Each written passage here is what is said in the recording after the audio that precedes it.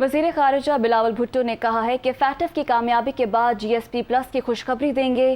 عمران خان نے توشہ خانہ خالی کر دیا۔ PTI چیئرمین نے نیا پاکستان بناتے بناتے مہنگا پاکستان بنا دیا، اس سے حساب لینا چاہیے۔ وزیر اعظم نے ملک کو دیوالیہ ہونے سے بچایا۔ وہ لاڑکانہ میں سابق وزیر اعظم بے نظیر بھٹو کی سالگرہ پر جلسے سے خطاب کر رہے تھے۔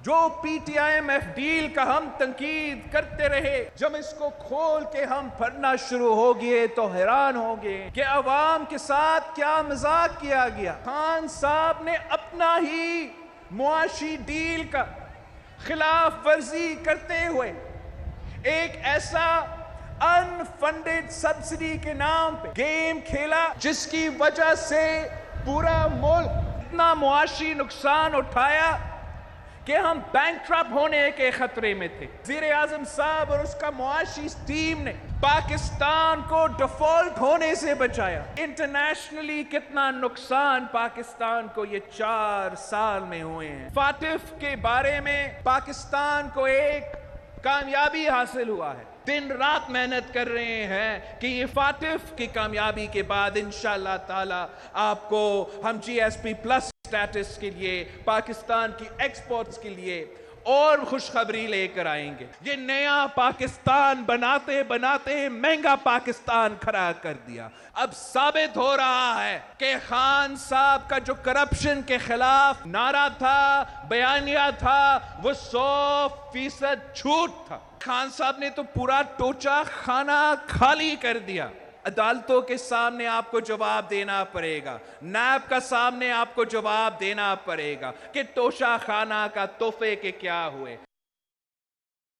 سابق صدر آصف زرداری کہتے ہیں کہ اگر موقع ملا تو پاکستان کے تمام غیر استعمال شدہ وسائل کو بروئے کار لا کر اس کے ثمرات ہر پاکستانی تک پہنچائیں گے۔ بلاول ہاؤس لاہور میں بے نظیر بھٹو شہید کی 69ویں سالگرہ پر تقریب سے خطاب کرتے ہوئے آصف زرداری کا کہنا تھا کہ پاکستان کے تمام مسائل کا حل چائنا کے ساتھ مضبوط رابطوں میں مضمر ہے۔ 14 سال جیل میں وقت ضائع نہیں کیا بلکہ کتابیں پڑھیں، تاریخ کا علم حاصل کیا، جیل میں سوچتا رہا، پڑھتا رہا، انقلاب اور مختلف مشاعروں پر علم حاصل کیا اور اپنی روح اور ذہن کو مضبوط کیا۔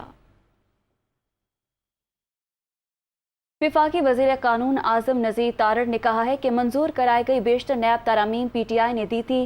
صدر مملکت کی 1-2 تجاویز کو بھی بل میں پیش کیا گیا۔ عمران خان شوق سے عدالت جائیں۔ وزیر قانون کا کہنا تھا کہ احتساب بیورو میں ریٹائرڈ کی بجائے حاضر سروس ججز کو تعینات کیا جائے گا۔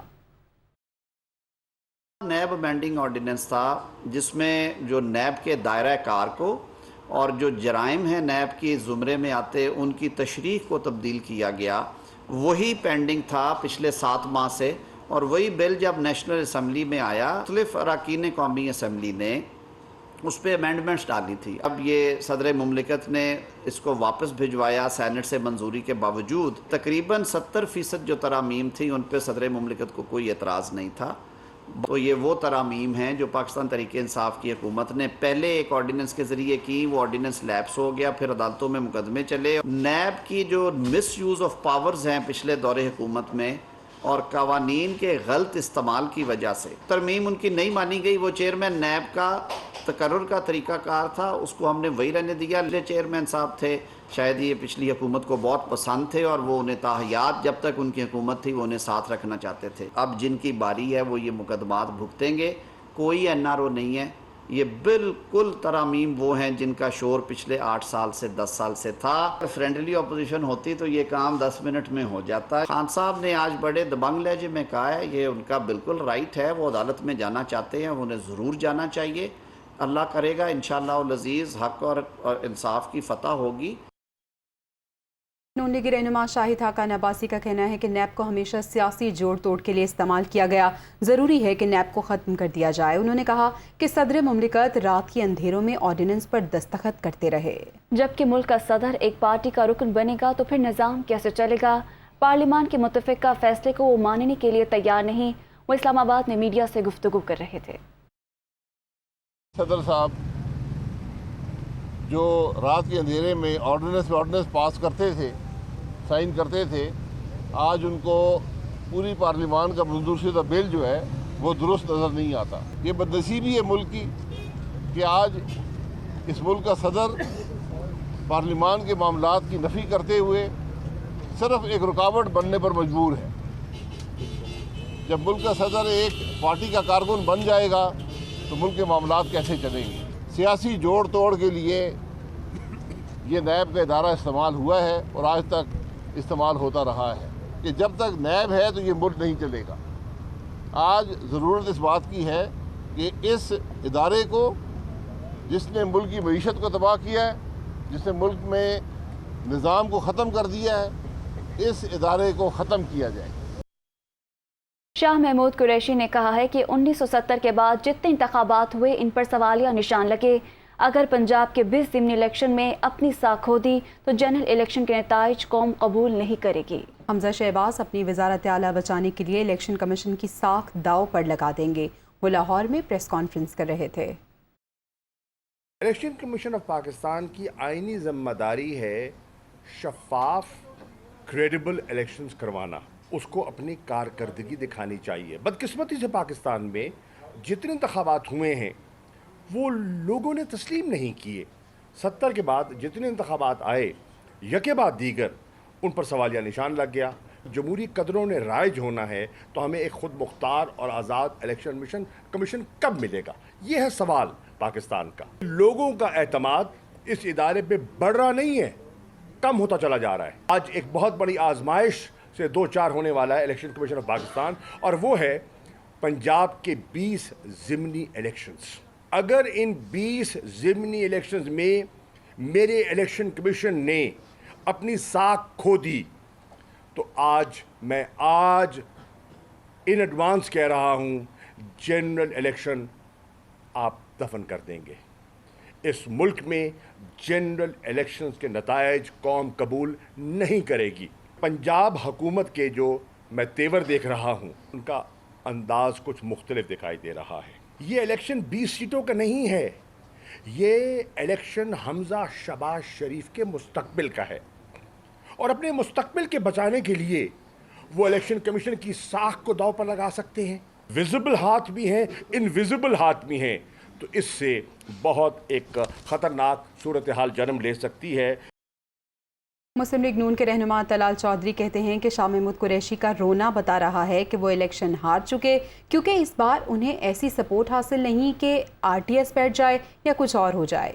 इस दफ़ा इलेक्शन साफ और शफाफ होगा और मुस्लिम लीग नून तमाम 20 सीटें जीतेगी।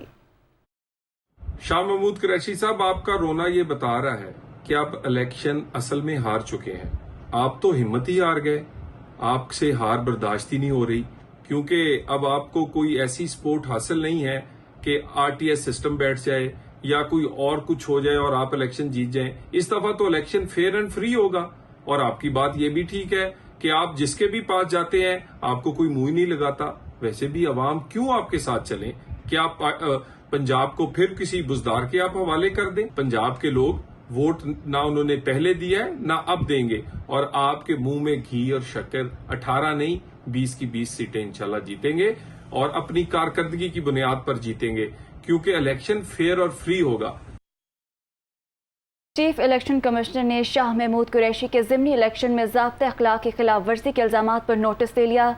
इलेक्शन कमिश्नर पंजाब को 24 घंटों के अंदर रिपोर्ट पेश करने का हुक्म दे दिया। चीफ इलेक्शन कमिश्नर ने साबिक वज़ीर ख़ारजा शाह महमूद कुरैशी के प्रेस कॉन्फ्रेंस में लगाए गए इल्जामात पर इलेक्शन कमिश्नर पंजाब से फौरी रिपोर्ट तलब कर ली। चीफ इलेक्शन कमिश्नर ने हिदायत की कि मुल्तान समेत दीगर 19 हल्कों में ज़ाब्ता अखलाक की खिलाफ वर्जी साबित होने पर कानून के तहत सख्त कार्रवाई की जाए। तमाम कार्रवाई से चीफ इलेक्शन कमिश्नर को फौरी तौर पर आगाह किया जाए।